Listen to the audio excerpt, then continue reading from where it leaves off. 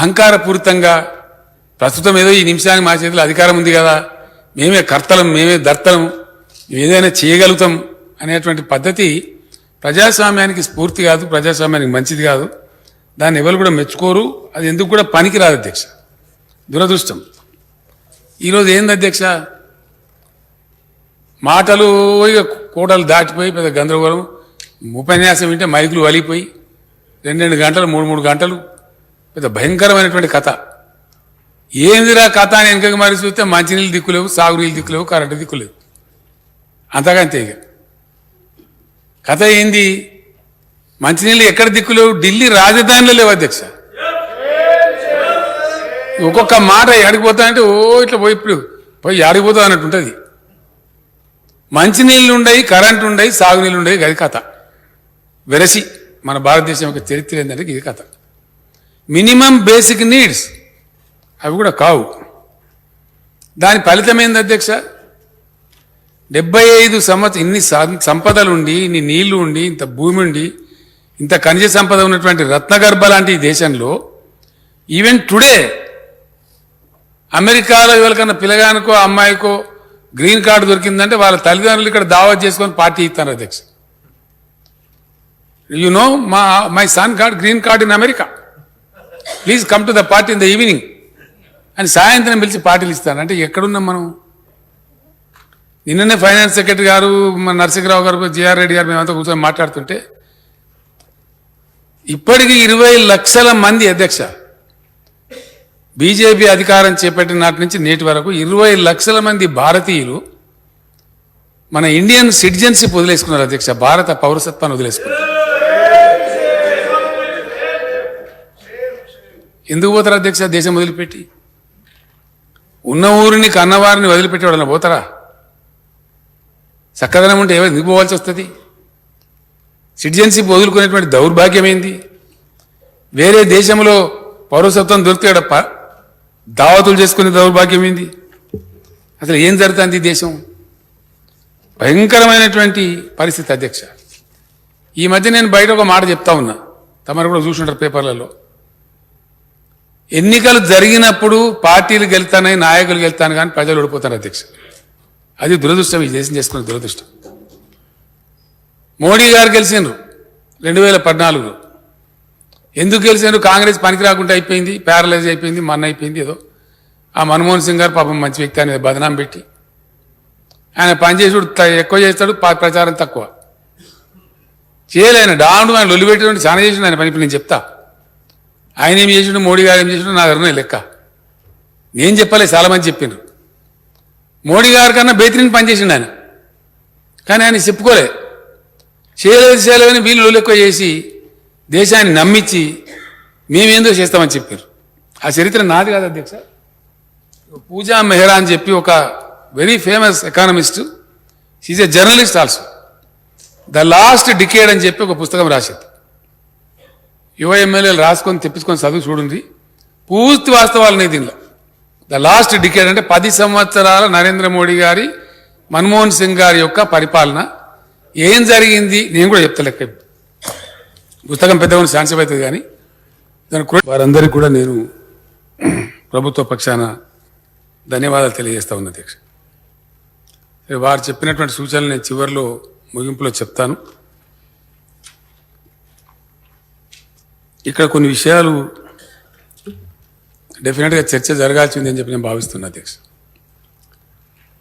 దేశంలో ఒక విచిత్రమైనటువంటి పరిస్థితి అధ్యక్ష. చాలా విచిత్రమైన పోకడలు కూడా కొన్ని చూస్తూ ఉన్నాం. కొన్ని వింత వింత ధోరణులు కూడా అనేక సందర్భాల్లో వీఆర్ కమింగ్ అక్రాస్. అవి ఎట్లెందుకు జరుగుతున్నాయి, ఏంది అని ఆలోచించాల్సిన అవసరం ప్రతి ఒక్కరి మీద ఉంటుంది అధ్యక్ష. ప్రక్రియలో, ప్రజాస్వామ్య ప్రక్రియలో, జాతి నిర్మాణ రంగంలో పనిచేసేటువంటి ప్రతి వాళ్ళు కూడా దాన్ని తీవ్రంగానే ఆలోచించాలి అని చెప్పి నేను ప్రార్థిస్తా ఉన్నా అధ్యక్ష. ఏదో ఆషామాషిగా తూకిత్తా మైకిత్తా పార్టీ, ఈ పార్టీ అట్లాంటి, ఆ పార్టీ ఇట్లాంటి కాకుండా దేశంలో చెలరేగుతున్నటువంటి ధోరణులు, ప్రజల ఆలోచనలు నెరవేర్చబడకుండా మిగిలిపోయిన ప్రజల యొక్క ఆకాంక్షలు ఆశలు మధ్య మధ్యలో చెలరేగేటువంటి ప్రజల యొక్క ఆక్రోశాలు వీటన్నిటి సమాహారంగా డెఫినెట్గా ప్రజా జీవితంలో ఉండేటువంటి వాళ్ళు దీర్ఘమైనటువంటి తీవ్రమైనటువంటి ఆలోచన చర్చ జరపాల్సినటువంటి అవసరం ఉంటుంది అధ్యక్ష. అట్లాంటి చర్చలకు వేదికనే ఈ పవిత్రమైనటువంటి దేవాలయం లాంటి శాసనసభ అని నేను భావిస్తున్నాను అధ్యక్ష. శాసనసభలు చట్టసభలు దురదృష్టవశాత్తు జబ్బలు చేసుకుంటూ మాట్లాడు, సబ్జెక్ట్స్ ఇచ్చిపెట్టి ఇంకేందో మాట్లాడు, రకరకాల పెడదూరలు కూడా శాసనసభలలో కూడా ఈవెన్ పార్లమెంట్లో కూడా కనపడతా ఉన్నాయి అధ్యక్ష. అది బాధాకరం. 75 సంవత్సరాల స్వతంత్ర దేశంలో ఈరోజు కూడా ఎందుకు నేను ఆ మాట అంటున్నాను అధ్యక్ష, పెడధోరణులు, విచిత్రమైన ధోరణులు, పక్షపాత వైఖరులు ఎందుకు కనపడవలసి వస్తుంది ఈ దేశంలో? ఏం కారణం? తీవ్రంగా మనం ఆలోచన చేయాలి ఈ విషయంలో. అవి మిటిగేట్ కావాలి.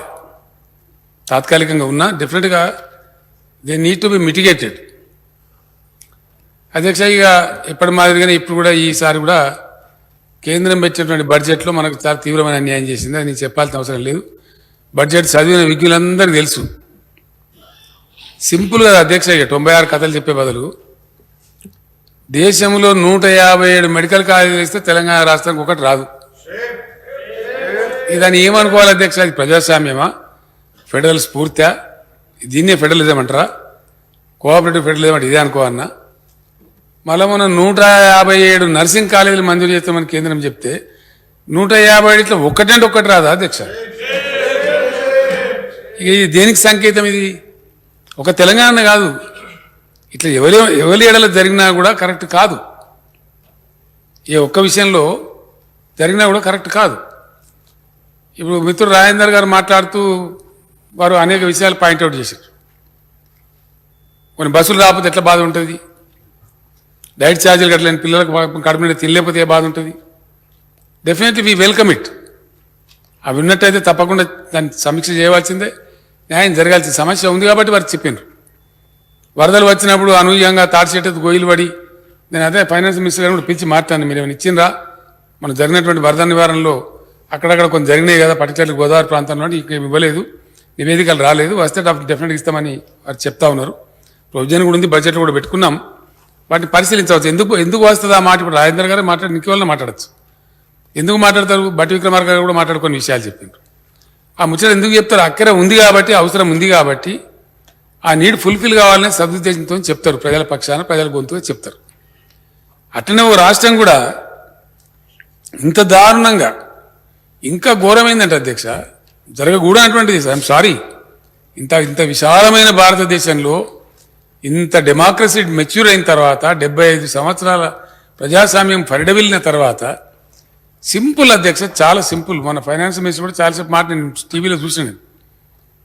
ఒక ఆంధ్రప్రదేశ్ విభజన జరిగింది, లోకమందరికి తెలుసు. మనం రాష్ట్రం నుంచి విడిపోయాం. ఒక 495 కోట్ల రూపాయలు మనకు రావాల్సినవి వాళ్ళ ఖాతాలు వేసింది అధ్యక్ష. అవి మాకి ఇప్పింది ఆయన అడగబట్టి 7 ఏళ్ళు అవుతుంది. 7 ఏళ్ళ అధ్యక్ష. ఇది బయట చెప్పుకుంటే ఏమంటారు నాకు అర్థం కాదు. ప్రపంచ బ్యాంక్ ఇక్కడ తెలిస్తే మనం కొట్టెలు కొడతారు, అటకాలు రాని కూడా రానియరు. ఇది కూడా సమస్యనే ఈ దేశంలో. మనకు రావాల్సిన వాళ్ళే చెప్తారు, మీయే కరెక్ట్ అటు చేసినాము, కరెక్ట్ చేస్తామని. 7 సంవత్సరాల నుంచి అడిగిపోయిన రికార్డు లాగా, అంటే ఇంత చీప్గా గిట్లా దేశం జరపబడడం అనేది ఇక అది ఏది లేదు కదా అధ్యక్షగా. మొన్న అన్నీ చెప్పిన దాన్ని చర్చించడం చేయదలుచుకోలేదు, నేను ఎక్కువ మాట్లాడదలుచుకోలేదు. అది ఇక గిరిజన యూనివర్సిటీ రాలే, ఇది రాలే, కథ లేదు, ఏది లేదు. ఎట్లా ఉందంటే ఇంకా ఉల్టా మేము ఇయ్యం కాక ఏం చేస్తారో చేసుకపోయినట్టు. ఎందుకంటే కిరణ్ కుమార్ రెడ్డి గారిని ఒక ముఖ్యమంత్రి ఉండే ఇదే సభలో నేను నిలబడి మాట్లాడిన ఆయన. ఇదే రాజేందరు, ఇదే హరీష్ వీళ్ళంతా గడబడి చేసి ఆ రోజు మాకు తెలంగాణకు నిధులేవి, మాకు కథ ఏది అని గడబడి చేస్తుంటే మీరు ఎక్కదక్క మాట్లాడితే ఒక పైస కూడా పెట్టపోయి ఏం చేస్తావో చేసుకోను. ఏం చేసుకుని ఇప్పుడు యాడికి వచ్చింది అధ్యక్ష? యాడికి వచ్చింది? ఏం చేస్తావో చేసుకుంటే ఒక ఆడికి వస్తుంది.